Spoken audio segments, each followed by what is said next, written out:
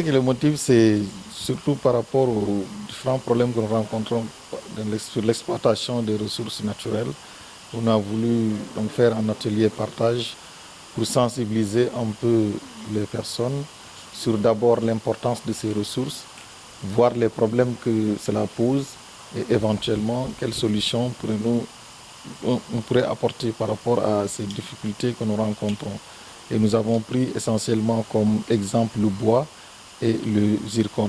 Donc par rapport aux différentes manifestations qu'il y a eu donc à Niafran, et ensuite il y a 2 ans de cela également par rapport aux événements qui sont passés à Bofa Bayotte. Donc tout cela donc, nous interpelle en tant que citoyens, mais nous interpelle aussi en tant que fils de la Casamance pour mieux faire comprendre d'abord ces différentes exploitations-là, ensuite voir quelles sont les solutions appropriées qu'on pourrait apporter pour que de pareils événements ne puissent plus se reproduire.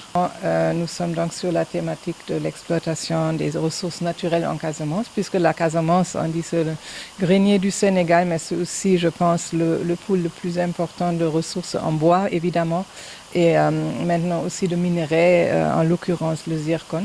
Et ce sont évidemment des thématiques qui suscitent ou qui peuvent susciter des problèmes entre les populations concernées, entre les exploitants et l'État. Et nous nous concevons un peu comme un pont. La Fondation Konrad Adenauer organise beaucoup de dialogues, par exemple le dialogue interreligieux, le dialogue interculturel parmi d'autres.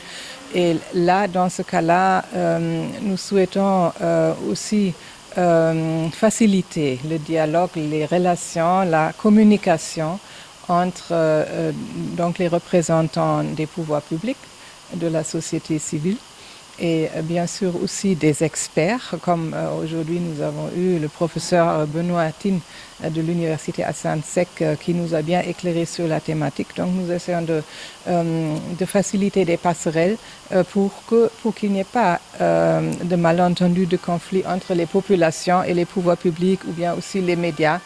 Oui, la démarche c'est d'abord une démarche de sensibilisation parce qu'il y a beaucoup de choses qui sont dites sur le zircon. Il y a également beaucoup de préjugés. Donc il fallait d'abord que les gens aient la bonne information. Il faut d'abord que les gens comprennent en réalité les enjeux, comprennent également les impacts, comprennent aussi le code minier, donc qui régit tout cela, et comprennent également la position peut-être de l'État sénégalais par rapport à cela, et également les inquiétudes des populations.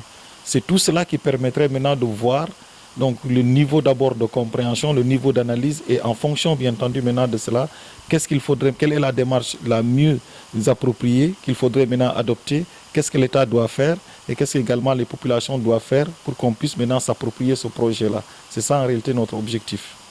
Il est important que chacun joue son rôle et que chacun soit informé. Je pense que les médias aussi jouent un rôle important dans justement cette démarche de communication, de dialogue entre les populations et les décideurs. Et nous espérons que, voilà, avec la collaboration de tous, que ce séminaire contribuera tant soit peu à une meilleure entente, une meilleure communication entre les populations et les différents décideurs au niveau de la Casamance. Oui, le professeur Benoît Atine, dans sa conférence, est revenu essentiellement sur cela.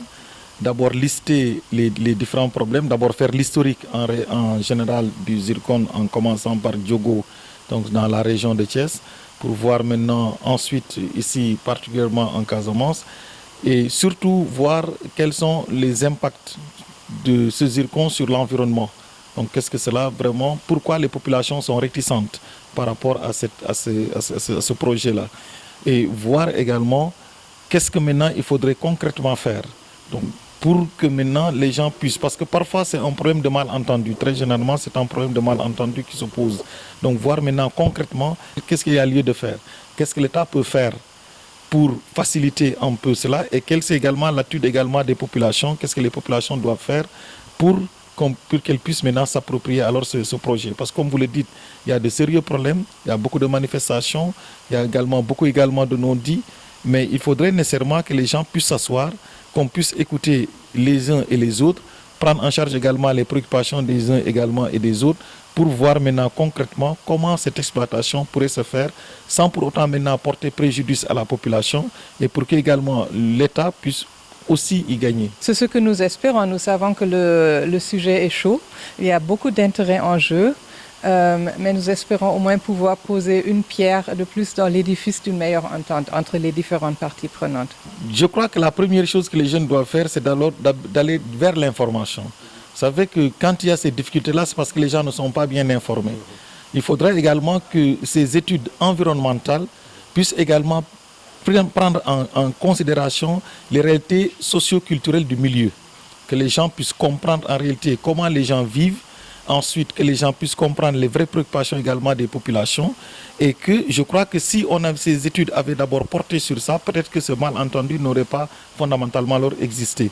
Parce que vous connaissez bien le rapport qu'il y a entre certaines populations et la terre, certaines populations et les forêts. Venir implanter un projet dont les gens ne connaissent pas les tenants et les aboutissants, ça pose de sérieux problèmes. Et je crois que c'est là où se trouve la vraie difficulté. Donc je crois que c'est ça maintenant qu'il faudrait alors surmonter, donner la bonne information, donner également les vraies conséquences de tout cela et par rapport à ça, je crois que les populations pourront adhérer facilement alors au projet.